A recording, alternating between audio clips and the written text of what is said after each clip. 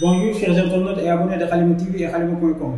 Aujourd'hui, pour le troisième numéro de l'émission Les 2A, nous allons faire le débriefing du match Malawi-Sénégal, comptant pour la troisième journée de la Poule B, dans le cadre de la 33e édition de la Coupe d'Afrique des Nations qui se déroule au Cameroun.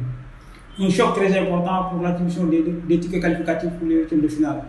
Pour ce choc très important, le vainqueur de ce match sera aussi assuré de jouer les huitièmes de finale.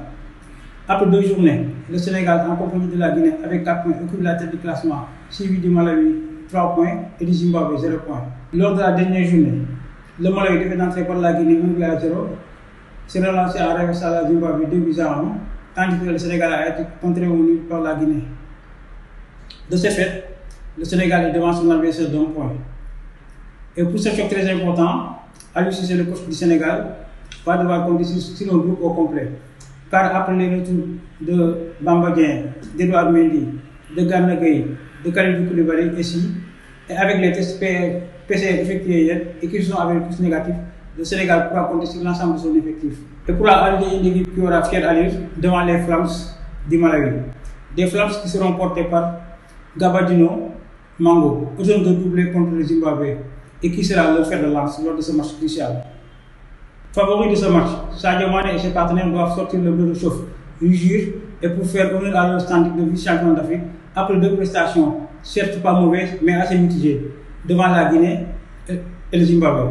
Et pour que le Sénégal remporte le gain de la partie, il faut que les joueurs majeurs fassent leur match pour que l'équipe puisse exister. La prestation qui sera fournie devant le Malawi déterminera la suite du parcours des Lions dans cette compétition. Et dans ce genre de match, l'esprit compétiteur doit rejaillir dans chaque jour. Il faut être conquérant, être élevé à la critique des résultats et être imperméable aux états d'âme. Mais au-delà de la qualification, le plus important c'est de s'emparer de la première place. Ça permettrait à l'équipe sénégalaise de rester à Bafoussam, où elle s'est déjà acclimatée, et de pouvoir recevoir en quart de finale son adversaire. Et pour cela, il faut impérativement remporter le gain de la partie, avec un score assez conséquent pour doubler la Guinée, qui sera aux prises avec le Zimbabwe en même temps. Et si les Lions sortent premier de la poule, ils pourront faire face au troisième des poules A, C ou D. Et de ce fait, une confrontation Sénégal-Cap pourrait être possible.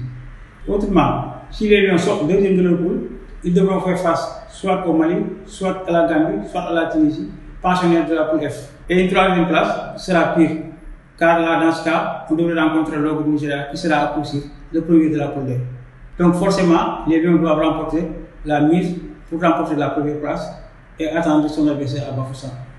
Donc, chers internautes et abonnés de Khalima TV et Khalima.com, c'est tout ce que nous avons à vous dire pour aujourd'hui, tout en vous souhaitant un excellent match, en espérant que le Sénégal va remporter la mise.